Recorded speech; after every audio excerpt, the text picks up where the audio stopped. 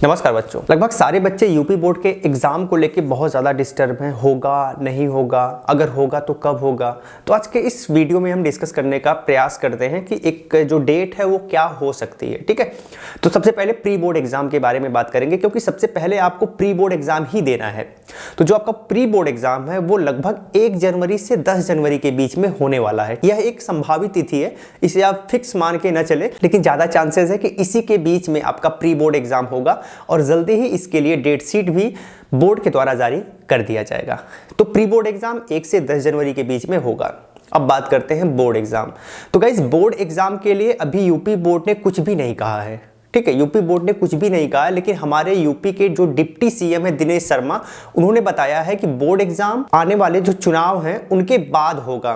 तो चुनाव के बाद होने का मतलब उन्होंने एक डेट अनाउंस की है जो कि 24 अप्रैल है। 24 अप्रैल से आपके बोर्ड एग्जाम स्टार्ट होंगे और अगले 10 मई तक हाई स्कूल का एग्जाम चलेगा और अगले 12 मई तक इंटरमीडिएट का एग्जाम चलेगा। तो ये एक डेट है जो कि डिप्टी सीएम दिनेश शर्मा के द्वारा अनाउंस की गई है।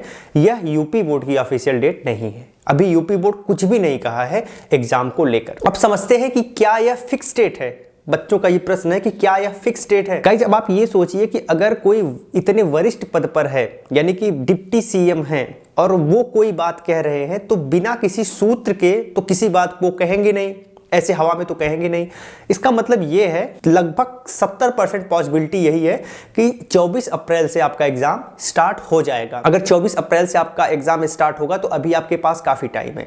तो आप जो प्रिपरेशन कर रहे हो वो 24 अप्रैल को ही ऑथेंटिक डेट मान के अपनी प्रिपरेशन करिए और इसी के इर्द गिर्द एग्जाम स्टार्ट होगा। आपको बताना चाहेंगे, अगर आपका एग्जाम 24 अप्रैल को नहीं हुआ तो इससे पहले तो होने की कोई गुंजाइश नहीं है, इसके बाद ही होगा। ठीक है, तो 24 अप्रैल आप एक फिक्स डेट मान के चलिए, इसी के हिसाब से आप अपनी प्रिपरेशन करिए। एक तीसरा प्रश्न भी है जो कि लोगों के दिमाग में है।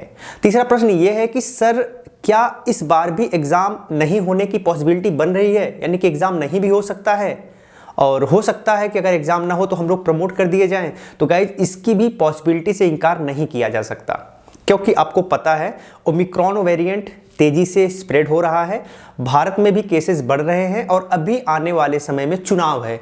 तो चुनाव में लोग बाहर से आएंगे और जब लोगों की संख्या बहुत ज़्यादा बढ़ेगी, एक जगह इकट्ठा होगी, तो यह बहुत तेज़ी से स्प्रेड होगा। तो संभावना यही है कि फरवरी मार्च तक ये अपने पीक पर हो, और अगर अपने पीक पर होगा, स्थिति बदतर होगी, तो पूरी पॉसिबिलिटी है कि आपका एग्जाम कैंसिल कर दिया जाए और आपका एग्जाम नहीं हो। लेकिन इसके साथ ही साथ ये भी आपको ध्यान रखना है कि अगर आपका बोर्ड एग्जाम किसी भी हद तक कैंसिल किया जाता है तो भी आपका प्री बोर्ड का जो एग्जाम है जो जनवरी में होने वाला है वो तो हो ही जाएगा, और फिर बोर्ड को कोई दिक्कत नहीं होगी आपके रिजल्ट को आउट करने में, क्योंकि फिर आपने छमाही का भी एग्जाम दे दिया है और आपका प्री बोर्ड का भी एग्जाम हो जाएगा और दोनों के मार्क्स के बेसिस पर आपकी मार्कशीट जारी की जाएगी, आपका फाइनल रिजल्ट जारी किया जाएगा। तो गाइज, ये पूरा का पूरा मामला है। उम्मीद करता हूं कि पूरा का पूरा मामला आप समझ पाए होंगे। इसे ज्यादा से ज्यादा शेयर करिएगा। जय हिंद।